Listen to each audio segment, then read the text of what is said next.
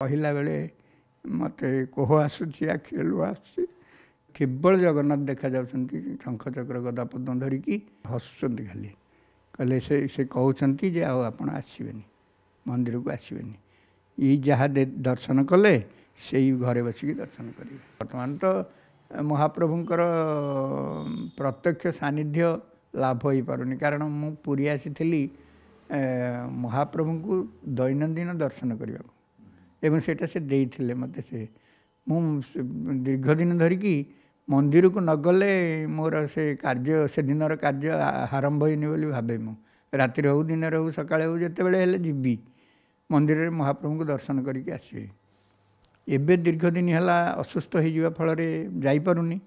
जो न जाइकी मु भाविली कौन कि जापरुनी नीलचक्र को चाहिदेले हम कि आम घर ना हूँ नीलचक्र उहाड़ तांको उहाड़े मु रही किंतु दर्शन करूनी कि कथा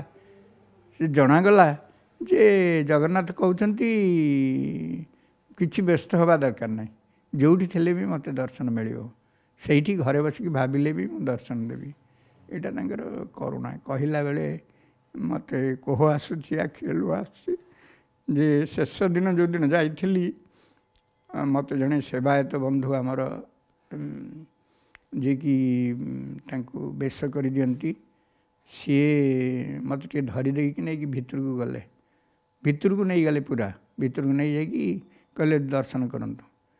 आपण को कौन कहि महाप्रभु को कथा मु केबे महाप्रभु संपर्क में अलौकिक कथा कहे ना अलौकिक कथा मत कहीं लगे ये जे अलौकिक कथा कहीकि लाभ कौन किंतु सेठी एमती है से मत कहले कि चाहतु मत आपण आश्चर्य हे मुझे देखिली जे चतुर्धा मूर्ति भितर मु केवल जगन्नाथ को देखुची मत ठिया करदेले से ये पाखे प्रथम जो अर्गली पाखे एवं सेठी ठिया ही कहले देखु मु देखिली कहले देखा जाउछंती जगन्नाथ देखा जाउछंती कहले हाँ कौन देखा जाउछंती केवल जगन्नाथ देखा जाउछंती शंख चक्र गदा पद्म धरिकी तांके पाद देखा जाउची एवं शंख चक्र गदा पद्म ये हाथ रे देखा धरिचे आ सब किरीट कुंडल ये सब अच्छी से कहला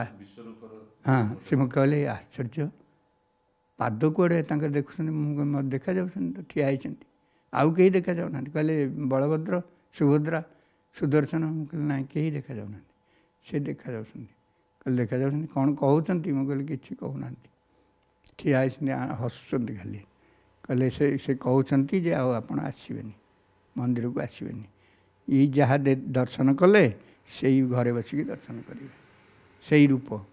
माने पाद पद्म पाद देखा जाउची शंख चक्र गदा पद्म धरिचंती एवं गोटे मूर्ति सिंहासन रत्न सिंहासन विजय कर कथा मन पड़े मत दर्शन भाया लगुच आ जीवी कौन एमती रही